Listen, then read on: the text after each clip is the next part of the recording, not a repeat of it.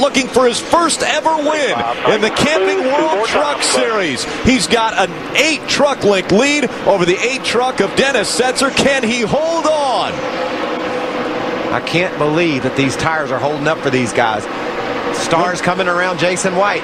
Remember, a year ago, it was a strategy call for Scott Speed that made it into victory lane for him, and that was his first win in NASCAR. Could we see it again today? The white flag is already in the air. Brian Scott down the backstretch, trying to hold on for his first win in the Camping World Truck Series. Setzer's closing. He dives into turn 3 and makes some ground on Brian Scott, but he can't get there. He's going to win. Brian Scott will win at the Monster Mile. And Rick has had a good year so far, you know, third in the points, but right there all year, top fives, and another one tonight the way it looks. Yeah, top 10s in every race this year. We're on the final lap. It's Erik Darnell dominating at Kansas Speedway, looking for his first ever win in the NASCAR Craftsman Truck Series. Down the backstretch he goes with over a 10-second lead on Rick Crawford. Jack Roush has picked a lot of drivers, and he's run them through this truck series. A lot of success out of the truck series for Jack Roush. Erik Darnell, in his 31st start in the NASCAR Craftsman Truck Series, wins the O'Reilly Auto Part 250. One more time. That's a relief right there. At least he knows if the caution flies, he's won the race. So he's got a big enough cushion over second. He can just run 3/4 speed over this next lap and win this race. Getting the white flag was a big deal for that kid. We'd heard him talk earlier about his restarts. He didn't want to have to deal with that. And he's not going to have a restart. He's definitely changing history in the Camping World Truck Series at this racetrack. No one has ever started outside the top 10 or outside the top 11 and won this race. 12th, the starting position for Colin Braun. Can he bring it all the way home and all the way to victory lane? Coming out of turn number 4, the final lap. There you go, buddy. Good job. Well, he played basketball for the legendary John Thompson at Georgetown. His roommate, well, how about a guy by the name of Allen Iverson? So much emotion. What a great athlete. He could have played baseball. He could have played possibly professional basketball.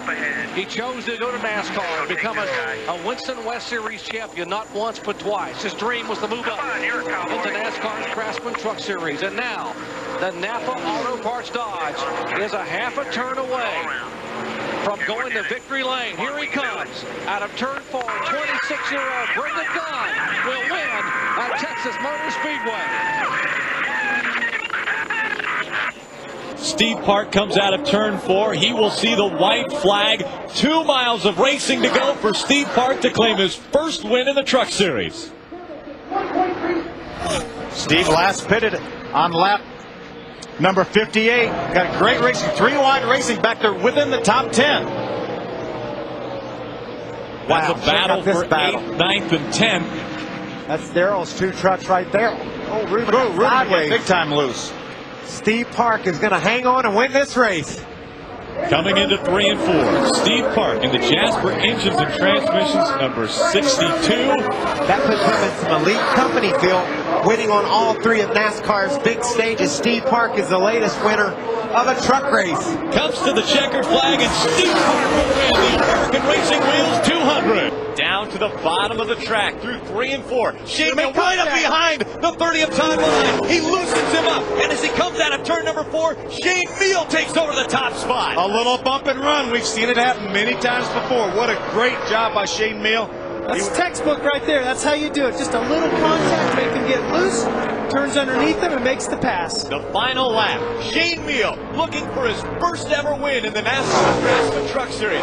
Todd Bodine falling back away from him, and it looks as though the Whitaker Farms number 15 of Shane Hmiel may claim its first win in the NASCAR Craftsman Truck Series. He drove up right up behind Todd Bodine, got him a little bit loose, bumped him, and here he goes. Coming out of turn number 4, Shane Hmiel will win the Las Vegas 350. Going to be 1 lap to go here. Kyle Busch will be very aggressive, Phil. He knows how Bowyer is playing this game, and he's going to make sure that he gives him all he's got. Less than a mile to go. Ooh, big corner for Bowyer. He was able to drive away from Kyle Busch a little bit. Looked like Kyle lost the front end for just a second there in the middle of the corner. That could be enough for Clint Bowyer to claim his first win. Both of them right on the white line as they go through 3 and 4. Coming out of 4, it's Clint Bowyer going to take the win in the Chevy Silverado 350. Good job. 2 laps to go for Scott Speed, again running sub 25-second laps. What he doesn't want to see now in the next 20 seconds is a caution flag. If he can just make it back to the start-finish line, that'll take the green-white checkered out of play. Then he can baby that thing around for 1 more mile. Scott Speed looking to improve upon his career best, which came back at Kansas. Everything's fine. That 8th place finish. Darnell, white flag. 1 more lap here at Dover International Speedway. Scott Speed looking for his first win in stock car racing for NASCAR. Could it come in the NASCAR Craftsman Truck Series? He's a half a mile away. Easy, man. No He's got pressure, it. no pressure. That's got to be a very calming voice from Slugger Lab. He's saying, easy, half throttle, do whatever you got to do, toenail. The nickname may stick, but it's going to be Scott Speed coming out of turn number 4. He'll win at the Monster Mile. Yeah, baby. Green flag flies. It's a green-white checkered finish for the NASCAR Craftsman Truck Series. And Ron gets a cut, a great start.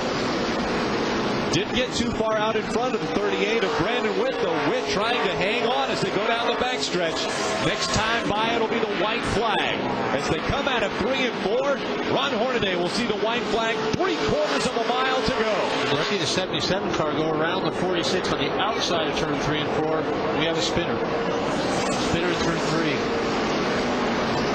It's Jimmy Spencer spinning in turn 3 and 4. That creates smoke.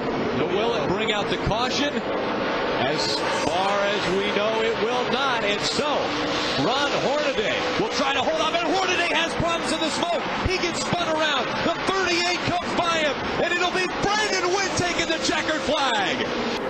Todd Bodine trying to stay on the back bumper of that number 71 of Donny Leah. 2 laps of racing remaining. Donny Leah's closing the gap now on the 11 of David Starr. It's going to come down to the final lap when they come out of turn number 4. David Starr is going to see the white flag. 1 more lap around Mansfield Motorsports Park. Donny Leah's right there. Here he goes. He makes contact. David Starr keeps it straight. They're side by side. 3 wide down the backstretch. Donny Leah out in front. Todd Bodine down on the bottom. As they come out of 4, Donny Leah has the edge. Donny Leah will win in Mansfield.